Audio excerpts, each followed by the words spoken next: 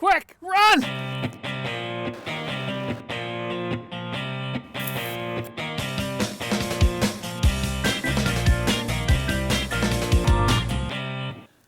If you mess around with RC foam models for any length of time, you will undoubtedly have to remove a servo, particularly on these ARF models that come to you already assembled. You know, the servos can fail, and then you're going to have to replace it, and when you come to try to get the old servo out, that's when the fun starts. Some of you out there already know where I'm going with this video. I mean, I've had to literally almost tear foam models apart in order to get out a simple servo. Why do they have to glue them in that way?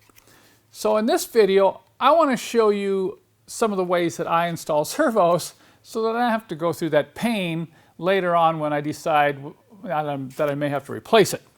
I have a little test sample right here from a former plane of glory, and I have installed two servos. One, I've installed it into the foam using epoxy glue, and the other I've installed into the foam using my preferred method. So what I'm going to do now is let's see how to try to get these servos out of this foam. Here you can see those two servos. I will begin by attempting to remove this rudder servo that I installed with epoxy.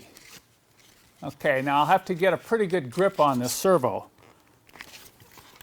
Man, it's difficult. I'm gonna have to hold on to the model pretty firmly here. I'm pulling. I'm gonna use two fingers. Gee whiz.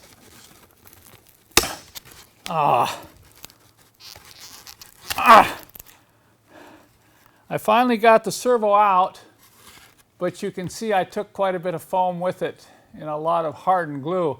That was tough. And I literally had to squeeze the foam model to hold it tight enough to yank that servo out of there. So you can do some collateral damage with this kind of glue. Now the elevator servo I glued in using a special glue that I will go over a little bit later in this video. And I just put a little bit on each side. I will use a deep box knife and come in and cut through this. Now this is a non-hardening flexible glue, so you don't hear any crunching here. I'm just running the knife through there, and I'll go on the inside. Same thing on this, and then watch this. I'll just reach in here and just pull the servo right out. And take a close look at the servo too. You can see I've only left a very small amount of glue on each side of the servo. And if you look down into the cavity in the fuselage, notice there's no damage to the foam. And yet that servo was really in there. Okay, so you got to see that example. Let's talk about some other methods that you can use if you plan to install servos in foam models. Before I get into the details of how I glue servos in, let me talk about some of the different options that people use to do this. Remember, my way is not the only way. There are other ways to do it, and some may prefer a different method, and that's fine. That's part of the fun of the hobby. First, a number of people like to use the tape and glue method, where you put tape around the servo. In this case, this is reinforcing packing tape, and you glue the tape to the foam. So when you want to remove the servo, you can just cut the tape and pull the servo out and then install a new servo. And that works pretty well, although if you glue the tape in, then you got to dig the tape out and re-glue it. So, you know, that's the downside of using the tape method, but this is a method that's commonly used, and you're welcome to try that one. The other one is just use epoxy. Now there is an advantage in using epoxy that's speed. I mean, if you want to get that servo glued in there, let's say you're out at the flying field, 5-minute epoxy, it's pretty hard to beat that because you get that in there and you can go flying very quickly. I recommend that if you do use epoxy, that you mix the epoxy with microballoons. Mix up a slurry that really has a lot of microballoons in it. So less epoxy, more microballoons. It's more than adequate to make that servo stick into the foam. But when you do go to remove it, you can cut through the epoxy when it's full of microballoons. So just keep that little tip in mind. Microballoons if you use epoxy. Some people use double stick tape. Well, when you use double stick tape, you got to put it on the bottom of the servo and bury it down in there to get it to stick. And then, of course, you're having to mess with, glue underneath the servo. I prefer a method that does not require putting anything underneath the servo, just on the sides, so I can come in with a knife, cut the glue, and get it out of there. So let's, I have a little jet I'm building, an L39. I have got the servos ready to install right now. I've got the 2 aileron servos, and I modified the tail to put a rudder in it, so I've got a rudder servo. Let me show you how I do it close up.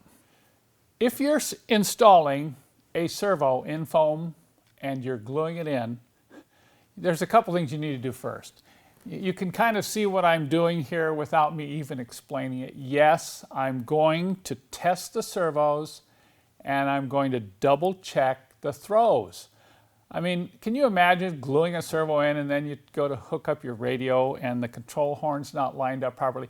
Notice that you can't get to the screws to remove that control horn. So you would have to cut the glue and remove the servo again.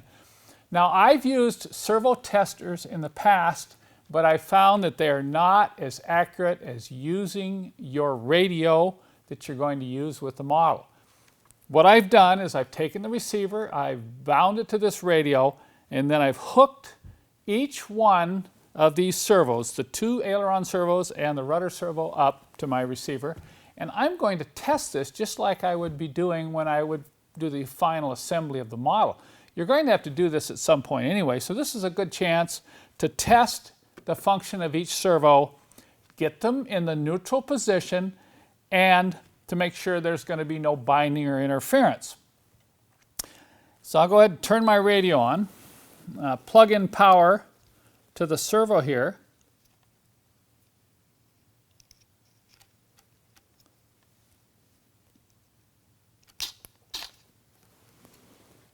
Okay, it looks like I've got a light. Everything's bound up. Now watch closely. Let's start with the rudder. See that? And the rudder is moving the right direction. I'll just hold that there so I can double check it. I have good free travel. I have no binding here in this upper control horn. So this servo is now ready to glue in place. Let's check the 2 aileron servos. I have proper movement. In fact, they're turning the way they should be turning, as if the model were ready to fly. I'm double checking clearances here on the control horns.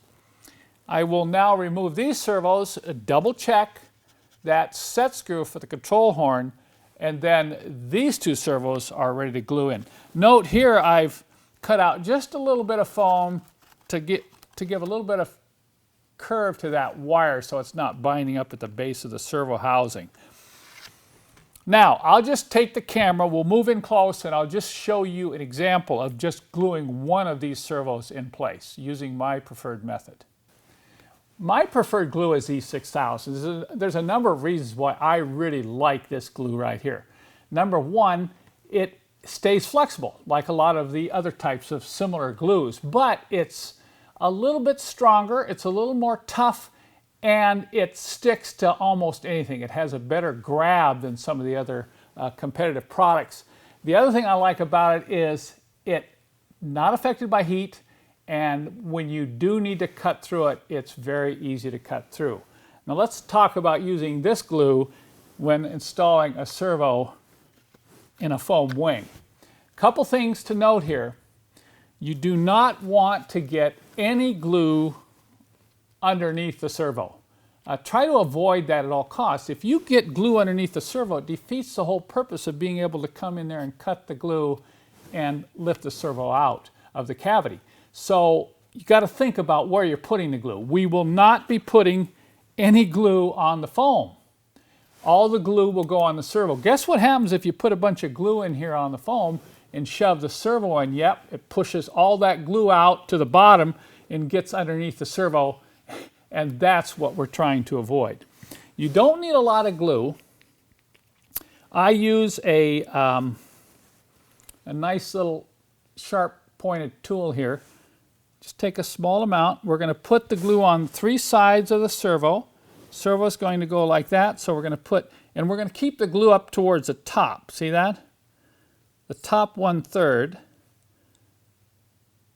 Now we're going to put it on the bottom, and then we'll roll it over and put just a light film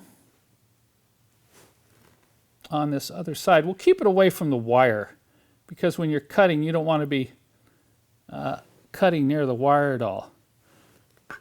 Okay, let's take a close look. See, I've got a little bit of glue on 3 sides on the upper 1/3 of the servo.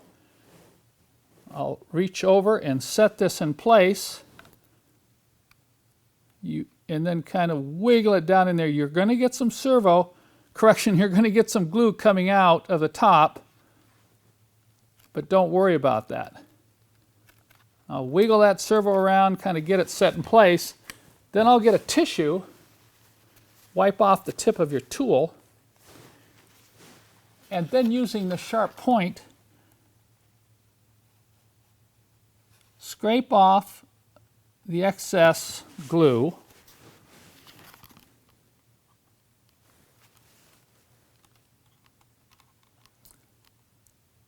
You're always going to have a little glue coming out the top here, because if you don't put enough of it on, then it won't be thick enough to really hold that servo in place. This glue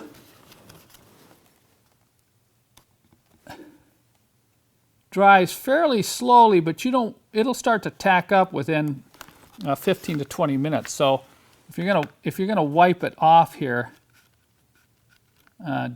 do it right away.